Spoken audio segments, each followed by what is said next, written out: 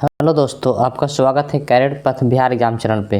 दोस्तों ये class EMRS tier 1 को ध्यान में रख के लाया गया है और ये क्लास EMRS टीयर 1 का एग्ज़ाम जब तक नहीं हो जाता जब तक आएगा तो हम लोग देख रहे हैं। आप लोग दोस्तों टीयर 1 के लिए क्या देख रहे हैं, हम लोग टीचिंग एप्टीट्यूड देख रहे हैं। तो टीचिंग एप्टीट्यूड में दोस्तों पहला क्वेश्चन क्या है, उससे पहले हम लोग थोड़ा सा थ्योरी भी आपके लाए हैं। नेचर ऑफ टीचिंग जो कि सिलेबस में दिया गया है तो उसके बारे में हम लाए हैं कि नेचर ऑफ टीचिंग क्या है। Teaching is an art as well as science, मतलब शिक्षण जो है वो कला भी है और विज्ञान भी है। आपको याद रखना पड़ेगा कि शिक्षण क्या है दोस्तों, शिक्षण एक आर्ट है और एक साइंस है, मतलब ये कला भी है और ये विज्ञान भी है। टीचिंग होता है बाई डायरेक्शनल होता है। कैसा होता है? बाई डायरेक्शनल होता है, मतलब द्विदिशात्मक प्रक्रिया है। इसमें शिक्षक और विद्यार्थी दोनों शामिल होते हैं। It is a by directional process involves both teacher and learner. इसमें टीचर भी होते हैं और लर्नर भी होते हैं, इसीलिए इसको कहा जाता है द्विदिशात्मक प्रक्रिया। ये दोस्तों ये बेसिक है। इसका उद्देश्य it aims to bring desirable change in learners behaviour. तो टीचिंग का उद्देश्य क्या होता है? टीचिंग का उद्देश्य है कि शिक्षार्थियों जो लर्नर हैं उनके व्यवहार में परिवर्तन लाना। It is goal oriented and plan activity. यह जो है लक्ष्य उन्मुख होता है और नियोजित गतिविधि है। Teaching is a social and dynamic process that varies with context and learner. शिक्षण एक सामाजिक और गतिशील प्रक्रिया है जो संदर्भ और शिक्षार्थी के अनुसार बदलती रहती है। पहला क्वेश्चन क्या है? देखिए पहला क्वेश्चन, टीचिंग का मुख्य उद्देश्य क्या है? What is the main purpose of teaching? विद्यार्थियों के अनुशासन को बनाए रखना, या ज्ञान प्रदान करना, या विद्यार्थियों के व्यवहार में परिवर्तन लाना, या परीक्षा में अंक दिलाना। अभी आप लोग पढ़ें दोस्तों, अभी पढ़ें कि टीचिंग का उद्देश्य क्या है। शिक्षा विद्यार्थियों के व्यवहार में परिवर्तन लाना, bringing about change in student behaviour. Teaching एक है, टीचिंग क्या है दोस्तों? टीचिंग क्या है? एक मैकेनिकल यांत्रिक है, या फिर स्टैटिकल स्थिर है, डायनेमिक गतिशील है, या फिर कंपल्सरी अनिवार्य है। तो टीचिंग क्या है दोस्तों? टीचिंग एक डायनेमिक है, गतिशील है। टीचिंग क्या है? टीचिंग डायनेमिक है, गतिशील है। तो शिक्षण एक गतिशील प्रक्रिया है क्योंकि यह समय, स्थान और छात्रों के ज़रूरतों के अनुसार बदलती रहती है। टीचिंग का स्वरूप क्या है दोस्तों? टीचिंग का स्वरूप क्या है? यह आर्ट है, यह साइंस है, या फिर आर्ट एंड साइंस बोथ है, या फिर इनमें से कोई नहीं।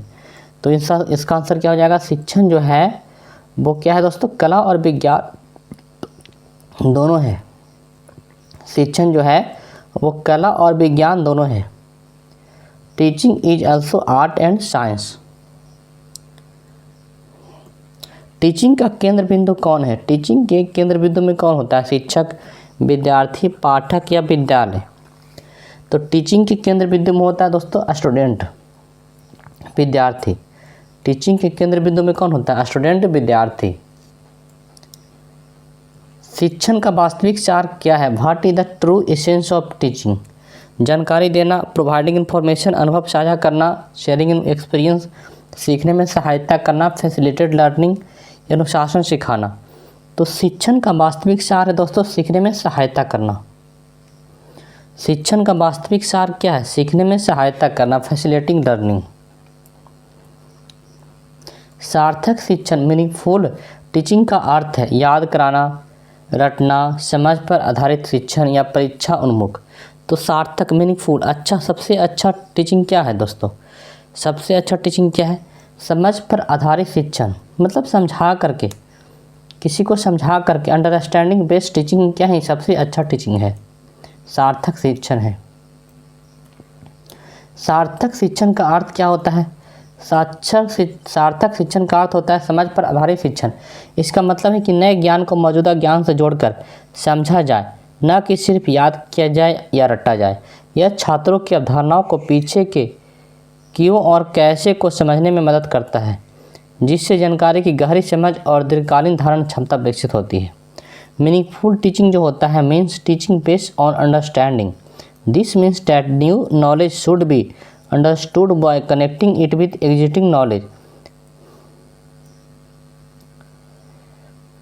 रेदर दैन जस्ट मेमोराइजिंग और rote learning. This help a student understand that why and how behind concept leading and deeper understanding and long term retention information. शिक्षा का सर्वोत्तम परिणाम क्या है दोस्तों? What does teaching yield its best result. जब शिक्षक कठोर अनुशासन रखे। सबसे अच्छा परिणाम कब आएगा दोस्तों? जब शिक्षक कठोर अनुशासन रखे। नहीं, ऐसा ये इसमें नहीं आएगा। जब देखिए सरकार का कहना क्या है कि बच्चे को समझा करके पढ़ाइए, प्यार से पढ़ाइए और बच्चे को छूट मिलना चाहिए। ऐसा नहीं कि टीचर पूरा कंट्रोल किया हुआ है क्लासरूम को, ऐसा नहीं। टीचर को बच्चे को एक्सपेरिमेंटल बेस्ड क्वेश्चन होना चाहिए और समझना चाहिए। यहाँ पे शिक्षक को क्या मिले, शिक्षक को थोड़ा छूट देना चाहिए। तो शिक्षण का सर्वोत्तम परिणाम कब मिलता है? जब शिक्षक कठोर अनुशासन रखे। ऐसा नहीं होगा। जब विद्यार्थियों को स्वतंत्र रूप से सोचने दिया जाए, ये हो सकता है। जब विद्यार्थी चुप रहे या जब केवल शिक्षक बोले। तो इसमें सबसे अच्छा ऑप्शन क्या है? सबसे अच्छा ऑप्शन क्या दोस्तों? आप सोच सकते हैं कि सबसे अच्छा ऑप्शन क्या है? जब विद्यार्थी को स्वतंत्र रूप से सोचने दिया जाए। टीचिंग एक द्विमार्गी प्रक्रिया है। टीचिंग क्या है? टू वेज प्रोसेस है। क्योंकि शिक्षक और शिक्षार्थी दोनों सक्रिय रहते हैं। ये हो सकता है, ये हो सकता है। क्योंकि इसमें दो विषय होते हैं, ऐसा कुछ नहीं है। द्विमार्गीय प्रक्रिया में दो ही विषय होगा, ऐसा कुछ नहीं। द्विमार्गीय प्रक्रिया मतलब हो गया कि टीचर और स्टूडेंट दोनों पढ़ रहे हैं। क्योंकि यह दो चरणों में होती है। Because it occurs in two stage. ऐसा कुछ नहीं कि दो चरण में होता है। क्योंकि शिक्षक बोलता है और विद्यार्थी सुनता है। ये तो टीचर सेंट्रिक हो गया, ये नहीं हो सकता है। तो द्विमार्गीय प्रक्रिया मतलब क्या हो गया? क्योंकि शिक्षक और विद्यार्थी दोनों सक्रिय रहते हैं। ये क्या हो गया? टीचिंग एक द्विमार्गीय प्रक्रिया हो गया, टू बेज प्रोसेस हो गया। कि इसका मतलब क्या है? क्योंकि शिक्षक और विद्यार्थी दोनों सक्रिय रहते हैं। शिक्षण को द्विमार्गीय प्रक्रिया इसलिए कहा जाता है क्योंकि इसमें शिक्षक और विद्यार्थी दोनों सक्रिय रूप से भाग लेते हैं। यह एक तरफा संचार नहीं है, बल्कि एक निरंतर संवाद है जहां शिक्षक ज्ञान प्रदान करता है और विद्यार्थी सक्रिय रूप से सीखता है, प्रश्न पूछता है और प्रतिक्रिया देता है। Teaching is called two way process. Teaching को क्या कहा जाता है? टू वे प्रोसेस कहा जाता है। Because both the teacher and the student actively participate in it. Effective teaching का संकेत है। इफेक्टिव टीचिंग का क्या संकेत है?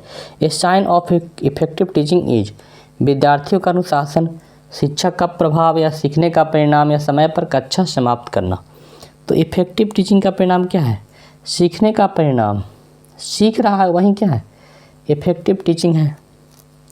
शिक्षक का प्रभाव, ये कहीं पे भी ऑप्शन होगा ही नहीं सही, कहीं पे भी नहीं।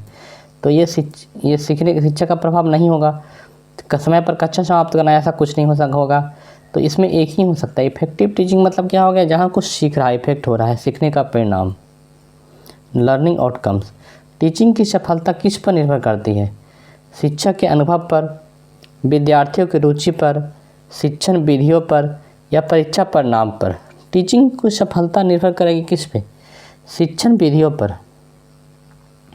शिक्षण का जो विधि है उसी पे, शिक्षण के विधि पे टीचिंग की सफलता निर्भर करेगी।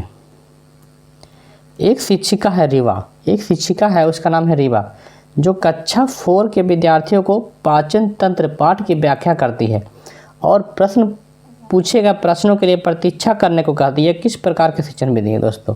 देखिए, एक स्कूल में एक टीचर है, उसका नाम है रीवा। ये 4 क्लास के बच्चों को पढ़ा रही है। तो 4 क्लास के बच्चे को पढ़ा रही है, क्या पढ़ा रही है? वो पाचन तंत्र पढ़ा रही है, डाइजेस्टिव सिस्टम पढ़ा रही है। तो कोई बच्चा उससे प्रश्न पूछा, तो वो क्या बोली? प्रतीक्षा करने को बोली। तो प्रतीक्षा करने को बोली, तो इसका मतलब हो गया कि ये जो क्लास है वो टीचर के अकॉर्डिंग चल रहा है, टीचर सेंट्रिक है। तो टीचर सेंट्रिक क्लास है, मतलब टीचर के अकॉर्डिंग चल रहा है। तो इसमें क्या हो जाएगा?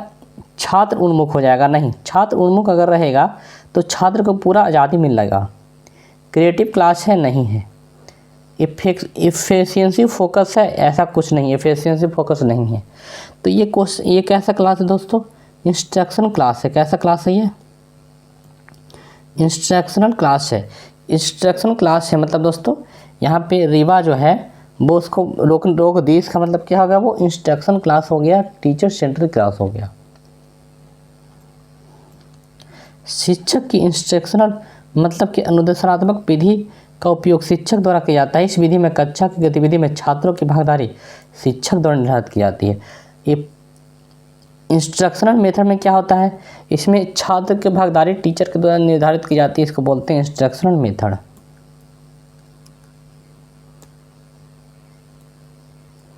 शिक्षण का अर्थ है, टीचिंग मीन्स, शिक्षण का क्या अर्थ है, ज्ञान का प्रसार करना, विद्यार्थियों में परिवर्तन लाना, अनुशासन बनाए रखना या परीक्षा की तैयारी कराना। परीक्षा की तैयारी कराना तो होगा नहीं, ये तो होगा नहीं। अनुशासन बनाए रखना, ये भी खड़े नहीं होगा कि अनुशासन खड़े हो जाए, नहीं होगा ऐसा। ज्ञान का प्रचार करना, ये तो कुछ ठीक है, लेकिन इससे बढ़िया ऑप्शन क्या है, विद्यार्थियों में परिवर्तन लाना। शिक्षण का अर्थ क्या है दोस्तों, विद्यार्थियों में परिवर्तन लाना, bring about change in a student. शिक्षण का सही अर्थ क्या है कि स्टूडेंट में बदलाव लाना, क्योंकि यह सिर्फ ज्ञान देने से कहीं बढ़कर है और इसमें छात्रों के व्यवहार, कौशल और सोच में सकारात्मक परिवर्तन लाना शामिल है। यदि आपका छात्र आपसे कक्षा में एक प्रश्न पूछता है तो आप क्या करेंगे, क्लास में आप एक टीचर हैं, तो कक्षा में मतलब क्लास में आपसे एक प्रश्न पूछा गया तो आप क्या करेंगे, कक्षा के बाद मिलने का समय देंगे, यानी कि would recommend meeting after class. कक्षा में चर्चा में भाग लेने के लिए प्रोत्साहित करेंगे, encourage to participate in class discussion, ये भी नहीं होगा। अधिक प्रश्न पूछने के लिए प्रोत्साहित करेंगे, ये हो सकता है। स्वतंत्र रूप से उत्तर खोजने के लिए प्रोत्साहित करेंगे। इसमें सबसे अच्छा ऑप्शन क्या है, अगर आपसे कोई क्लास में प्रश्न पूछता है तो सबसे अच्छा क्वेश्चन है क्या है कि उसको आप उसका आंसर देंगे और अधिक प्रश्न पूछने के लिए उसको प्रोत्साहित करेंगे। अगर कोई बच्चा आपसे प्रश्न पूछता है तो आप उसको प्रोत्साहित करेंगे ताकि वो और क्वेश्चन पूछे। ऐसा नहीं कि उसको बोलेंगे बाद में पूछना, या फिर ऐसा नहीं कि उसको बोलेंगे कि जाकर डिस्कशन में भाग लो, हमसे मत पूछो, ऐसा नहीं बोल सकते हैं आप। निम्नलिखित में से कक्षा के शिक्षण अधिगम प्रक्रिया के संबंध में लोकतांत्रिक अधिगम का पर्यावरण का उदाहरण है। दोस्तों देखिए, लोकतांत्रिक क्या होता है दोस्तों, जहाँ पे जनता को छूट मिलता है। तो यहाँ पे लोकतांत्रिक जो हो गया, यहाँ पे डेमोक्रेटिक लर्निंग हो गया। अधिगम मतलब लर्निंग, अधिगम मतलब क्या होता है, लर्निंग। यहाँ पे जो डेमोक्रेटिक लर्निंग हो गया, इसमें छात्रों को क्या मिलेगा, छूट मिलेगा। जिस तरह से छात्रों को अधिकार मिलेगा, छूट मिलना, अधिकार मिलना, तो इसमें सही ऑप्शन देखेंगे हम लोग, ऑप्शन क्या हो सकता है, डेमोक्रेटिक लर्निंग है। कक्षा की शिक्षण प्रक्रिया के संबंध में लोकतांत्रिक अधिगम पर्यावरण का उदाहरण कौन सा है, which of the following is an example of democratic learning. Democratic learning का एग्जाम्पल खोजना है। Environment which respect to the teaching learning process of the classroom. इसमें हम लोग देखते हैं जहाँ पे छात्रों का अधिकार मिलता है। छात्रों को किसी समस्या की जांच करने, संभावित समाधान खोजने, अवलोकन करने, प्रश्न पूछने आदि के अवसर प्रदान किए जाते हैं। ये हम सही, एकदम हमको अच्छा लग रहा है, ये हमको एकदम सही लग रहा है। अगला देखते हैं, शिक्षक प्रयोग की प्रकृति गतिविधि। जो ऑप्शन नंबर ए जो है वो लोकतांत्रिक है, बिल्कुल। शिक्षक प्रयोग की प्रकृति गतिविधि की प्रकृति समय स्थान तय करने और छात्रों को उनके निर्देशों का पालन करना होता है। द टीचर डिसाइडेड, टीचर यहाँ पर डिसाइड कर रहे हैं, तो फिर ये डेमोक्रेटिक नहीं हुआ। The teacher decided the nature of experiment, the nature of the activity, the time of place and the student have to follow his instruction. ये गलत हो गया, ऑप्शन नंबर सी। छात्रों को ध्यान दीजिए, हम लोग क्या खोज रहे हैं दोस्तों, हम लोग डेमोक्रेटिक लर्निंग का एग्जाम्पल खोज रहे हैं। छात्रों को सख्त अनुशासन का पालन करने, यहाँ भी डेमोक्रेटिक नहीं होगा। पूरी शिक्षण अधिगम मतलब टीचिंग लर्निंग प्रक्रिया के दौरान बने रहने का निर्देश दिया जाता है, ये भी नहीं होगा। डेमोक्रेटिक ये भी नहीं होगा, क्योंकि यहाँ पर सख्त अनुशासन आ गया। शिक्षक सभी लर्निंग की गतिविधियों का केंद्र होते हैं, ऐसा नहीं, ये तो टीचर सेंट्रिक हो गया, जबकि छात्र निष्क्रिय शिक्षार्थी बने रहते हैं, ये भी नहीं होगा। तो हम लोग जो खोजे थे इसमें ऑप्शन, शिक्षण की अधिगम की प्रक्रिया के संबंध में लोकतांत्रिक डेमोक्रेटिक जो हम लोग खोजे हैं, उसका एग्जाम्पल क्या है, ऑप्शन नंबर ए है। कौन है दोस्तों, ऑप्शन नंबर ए है, यही डेमोक्रेटिक है कि छात्रों को किसी समस्या की जांच करने, संभावित समाधान खोजने, अवलोकन करने और प्रश्न पूछने आदि के अवसर प्रदान किए जाते हैं। शिक्षक सभी अधिगम लर्निंग गतिविधियों कहाँ गया है 15 नंबर क्वेश्चन। निम्न कथनों में से कौन सा सबसे अच्छा शिक्षण अधिगम की प्रक्रिया और उद्देश्य का निरूपण करता है? सबसे अच्छा शिक्षण और अधिगम की प्रकृति और उद्देश्य का निरूपण करता है। Which of the following statement best describe the nature and purpose of teaching learning. सबसे अच्छा कौन है जो डिस्क्राइब करता है किसको? Nature and purpose of teaching and learning को। तो शिक्षण विक्रय के समान है और अधिगम एक क्रय के समान है, ये तो बिल्कुल गलत हो गया। शिक्षण विक्रय नहीं होता है दोस्तों, ये गलत हो गया। शिक्षण एक सामाजिक कार्य है, बहुत बढ़िया। शिक्षण एक क्या है दोस्तों?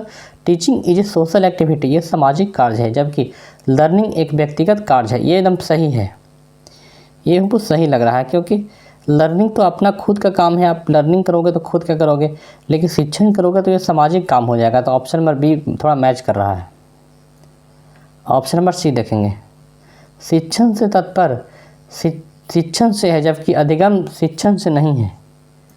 टीचिंग रिफर्स टू टीचिंग, शिक्षण तत्पर शिक्षण से, टीचिंग रिफर्स टू टीचिंग, ये तो होगा। Where learning does not refer to teaching, ये भी सही है, ये भी सही लग रहा है। अगला, शिक्षण एक प्रकार का ज्ञान है। अच्छा, इसमें ABCD इस तरह का खोजना है दोस्तों। तो हम लोग पहले ही क्या किए दोस्तों, हम लोग पहले ही एक को काट लिए। नहीं, 10 नंबर देखते हैं, छोड़िए 3 नंबर देखते हैं। शिक्षण एक अंतः क्रिया है और प्रकृति में त्रिगुणात्मक है, जबकि अधिगम एक विशेष क्षेत्र में सक्रिय व्यस्त है, ये भी सही लग रहा है। शिक्षण एक प्रकार का ज्ञान है, जबकि अधिगम इसे प्राप्त करना है, ये भी सही लग रहा है। तो ऑप्शन नंबर ए हम लोग काटना है, शिक्षण विक्रय के समान नहीं है। तो ऑप्शन नंबर ए को हम लोग को काटना है, तो ऑप्शन नंबर ए को काटना है हम लोग को। तो ए को हम लोग काटते हैं, ए को काटते हैं कहाँ? तो ये भी कट गया, ए काटे तो ये भी कट गया, ये भी कट गया। तो ऑप्शन नंबर क्या हो जाएगा दोस्तों? बी, सी और ई हो गया सही आंसर। आप लोग एक बार अच्छे से देख लीजिए कि जो ये क्वेश्चन हो गया दोस्तों, कहाँ गया?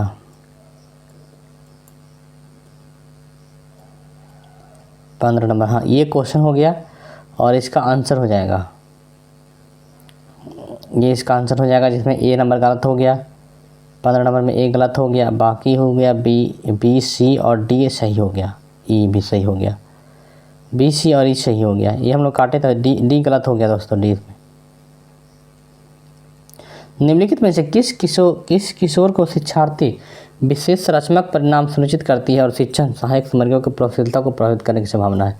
दोस्तों ये टीचिंग एप्टीट्यूड है, ये हिंदी में उतना समझ नहीं आता है, ये इंग्लिश में ठीक रहता है। Which of the following adolescence learner characteristic ensure positive outcomes and is likely to influence the effectiveness of teaching aids? क्या कह रहा है दोस्तों? निम्नलिखित में से किस किशोर को शिक्षार्थी विशेषताएं सकारात्मक परिणाम सुनिश्चित करती है और शिक्षण सहायक सामग्रियों की प्रयोगशीलता का प्रभावित करने की संभावना है?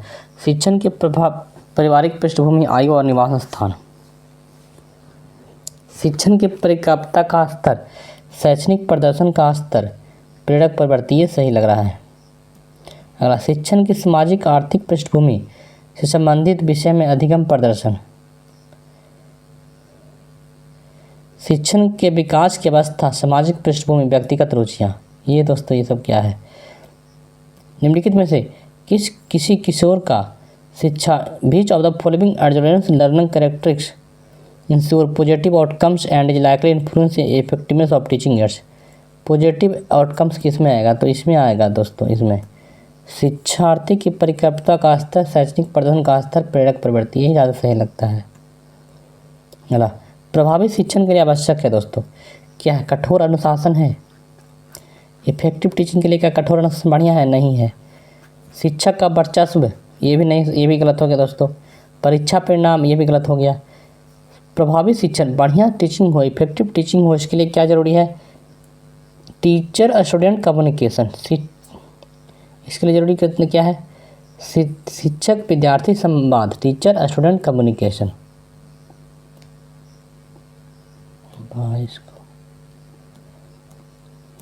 शिक्षण का संबंध है, शिक्षण का संबंध किससे है दोस्तों? शिक्षण का संबंध है सब्जेक्ट मैटर ओनली, क्या विषय वस्तु से, या केवल शिक्षक से, या केवल विद्यार्थी से, तो या शिक्षक, विद्यार्थी और वातावरण तीनों से। Teacher, student, environment, all three. तो शिक्षण का संबंध किससे दोस्तों? शिक्षक, विद्यार्थी और वातावरण तीनों से। शिक्षण एक है स्थिर प्रक्रिया है, गतिशील है, यांत्रिक है या फिर एकांगी है। तो शिक्षण क्या है दोस्तों? डायनेमिक है, गतिशील है। शिक्षण की प्रभावशीलता का मापदंड क्या है? विद्यार्थियों की संख्या। What is the measure of teaching effectiveness? विद्यार्थियों की संख्या, नंबर ऑफ स्टूडेंट, कक्षा की लंबाई, क्लास लेंथ, विद्यार्थियों का सीखना, स्टूडेंट लर्निंग या शिक्षक की उपस्थिति। तो टीचिंग इफेक्ट कब होगा? जबकि इफेक्ट कब होगा? जब विद्यार्थी सीखेगा। तो सबसे ज़रूरी क्या है दोस्तों? विद्यार्थी का सीखना। दोस्तों ये क्लास 1 है आपके लिए टीचिंग एप्टीट्यूड का। ऐसे ही आपके लिए क्लास हम लेकर के आएंगे। ये हमारे इसका सारा Tier 1 का सिलेबस कवर किया जाएगा। रीजनिंग आप खुद से पढ़ लेना दोस्तों, क्योंकि रीजनिंग तो इजी चीज़ होता है, आप खुद से पढ़ सकते हो। थोड़ा मुश्किल भी होता है लाना, ऐसे मतलब मोबाइल में उसको बनाना, ऐसे बोर्ड पे पढ़ाना तो बहुत आसान है। तो आप रीजनिंग खुद से कर सकते हैं, और बाकी के लिए आप मेरा क्लास देख सकते हैं। और भी आप अपना भी पढ़ाई कीजिए और मेरा भी क्लास देखिए दोस्तों। ऐसा नहीं कि आप बस मेरा क्लास देखने के लिए आप बुला रहे हैं, आप अपना पढ़ाई भी कीजिए और मेरे क्लास में देखिए, आपको बहुत मदद करेगा, हेल्पफुल होगा, और इससे क्वेश्चन आएगा ही आएगा EMRS के एग्ज़ाम में दोस्तों।